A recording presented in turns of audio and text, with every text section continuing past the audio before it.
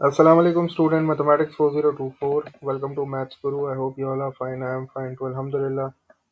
Some more questions from your mid of year exam question paper. The questions are already solved. Let's just have a look at the solution. तीन questions हैं हमारे पास जो हम इस video में discuss करेंगे. In the first question we have to make x as the subject. हमारे पास जो equation है that is y is equals to 3x plus 2 divided by 2x minus 1. तो हमें यहाँ x जो है वो न्यूमरेटर में भी नज़र आ रहा है और हमें यहाँ x जो है वो डिनोमिनेटर में भी नज़र आ रहा है. तो इस तरह के क्वेश्चंस में जहाँ आपको सब्जेक्ट बनाना हो एक वेरिएबल को और वो वेरिएबल जो है वो 2 टाइम्स प्रेजेंट हो, तो उसके लिए ट्रिक ये होती है कि सबसे पहले आपको दोनों x को एक साइड पे इक्वेशन की जमा करना है और फिर आपको कॉमन लेना है.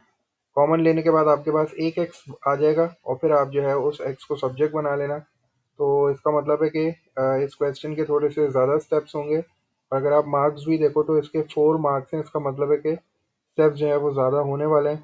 तो in order to gather x on one side of the equation, इसके लिए हमें कुछ स्टेप्स करने पड़ेंगे. तो सबसे पहला जो स्टेप है हमारा वर्किंग का वो क्रॉस मल्टीप्लिकेशन है. तो मुझे पता है कि y के नीचे कुछ नहीं है तो मैंने y के नीचे 1 लिख दिया. ये 1 जो है वो 3x प्लस 2 से मल्टीप्लाई हो जाएगा तो 3x plus 2 as it is आ गया. और उसके बाद ये वाली जो साइड है 2x माइनस 1 ये वहाँ जाके y से मल्टीप्लाई हो जाएगी.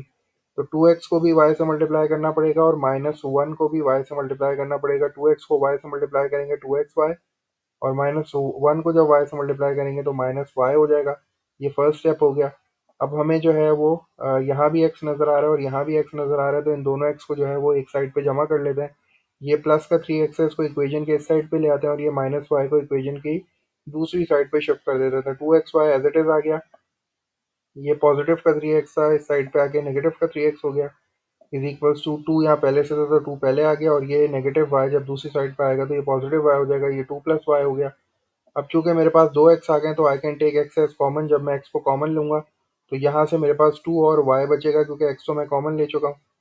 x में यहाँ मेरे पास x एज कॉमन आ गया तो 2y जो है वो ब्रैकेट के अंदर बच गया और फिर ये माइनस का साइन एज इट इज़ और फिर ये वाला जो x है इसको भी मैंने कॉमन ले लिया है. तो यहाँ भी x जो है वो बाहर आ चुका है तो सिर्फ 3 जो है वो इनसाइड द ब्रैकेट आ जाएगा. ब्रैकेट क्लोज हो गया इक्वल्स टू 2 प्लस वाई हो गया. और चूंकि अब मुझे x को सब्जेक्ट बनाना है तो x के साथ जो जो चीज़ें उनको मुझे दूसरी साइड पे शिफ्ट करना है. तो ये 2y-3 यहाँ मल्टीप्लाई हो रहा है, उधर जाके डिवाइड हो जाएगा. तो मेरे पास जो x आ गया equals to 2 plus y upon 2y-3 हो गया. इसको आप 2 प्लस वाई की जगह और न्यूमरेटर में y+2 भी लिख सकते हो. इससे कोई फ़र्क नहीं पड़ेगा. तो y+2 अपॉन 2y-3 जो है ये मेरा आंसर आ गया. ये मैंने x को सब्जेक्ट बना लिया. तो इसके आपको 4 मार्क्स जो है वो मिल जाएंगे. स्टेप्स आपको करने पड़ेंगे क्योंकि स्टेप्स के बगैर जो है वो x सब्जेक्ट नहीं बनेगा. तो इस तरह के क्वेश्चन में याद रखना, जहाँ आपको 2x नज़र आए आपको पहले जो है वो दोनों x को एक जगह पे जमा करना होता है और फिर कॉमन लेना होता है. नेक्स्ट क्वेश्चन पे चलते हैं. नेक्स्ट क्वेश्चन में कह रहा है सॉल्व. तो सॉल्व का मतलब आपको पता है कि जो भी वेरिएबल है इसकी वैल्यू हमें फाइंड आउट करनी है. तो अब इसकी वैल्यू को फाइंड आउट करने के लिए हमें कुछ स्टेप्स करने पड़ेंगे. 3 मार्क का ये क्वेश्चन है. अगेन हमें इक्वेशन की दो साइड्स हैं तो हमें क्रॉस मल्टीप्लाई नज़र आ गया. यहाँ हमने 3 के नीचे 1 लिख दिया. ये 1 जो है इधर आके मल्टीप्लाई हो जाएगा तो 2 - 5x एज इट इज़ आ जाएगा. और ये जो 3 है ये 3x और 10 से मल्टीप्लाई हो जाएगा. तो ये एक स्टेप जो है इसको इधर कर देते हैं जल्दी से. 2 - 5x हो जाएगा और इसको मैं ब्रैकेट में लिख के 1 से मल्टीप्लाई कर देता हूँ और ये इक्वल्स टू कर देते हैं जल्दी से. और ये 3 जो है वो यहाँ एज इट इज़ है और ये जो ब्रैकेट है ये आ जाएगा 3x+10. इसको कहते हैं क्रॉस मल्टीप्लिकेशन. क्योंकि इक्वेशन आपको सॉल्व करनी है तो इसका मतलब है वेरिएबल्स आपको एक जगह पे जमा करने पड़ेंगे. तो उसके लिए जो है हमने क्रॉस मल्टीप्लाई कर लिया. जब ये 3 मल्टीप्लाई होगा 3x से तो ये 9x हो जाएगा और 3 जब 10 से मल्टीप्लाई होगा तो +30 हो जाएगा.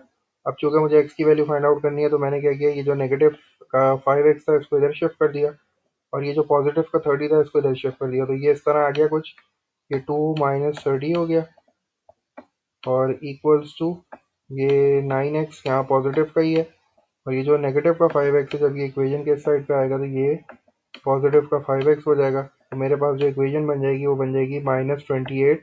क्योंकि 2 में से जब आप सब्ट्रैक्ट करोगे 30 को ये -28 हो जाएगा और 9 + 4 14 हो जाएगा. 9 + 5 सॉरी 14 हो जाएगा. और x की वैल्यू निकालनी है. 14 यहाँ मल्टीप्लाई हो रहा है तो जाके डिवाइड हो गया तो x की वैल्यू मेरे पास आ गई -2. ये 3 मार्क का क्वेश्चन हो गया. और लास्ट में कह रहा है express as a single fraction in its simplest form.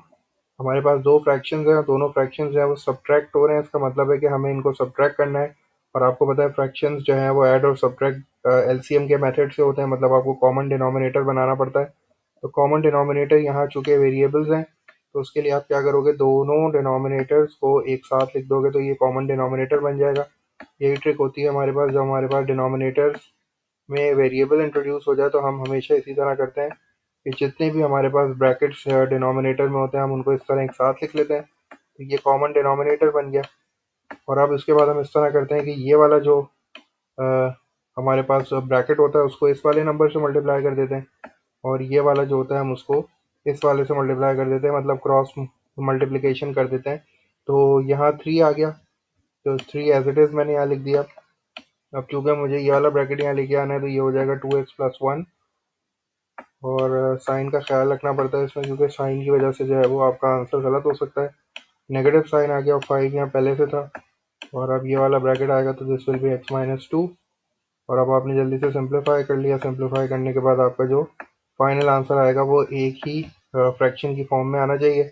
Denominator को नहीं कुछ भी करेंगे, डिनोमिनेटर को मल्टीप्लाई करने की जरूरत नहीं, ये एज इट इज चलेगा। तो 3 × 2x will be 6x, and 3 × +1 will be +3। ये जो -5 है, जब x से मल्टीप्लाई होगा तो -5x हो जाएगा, और जब -5 -2 से मल्टीप्लाई होगा तो दिस विल बी +10।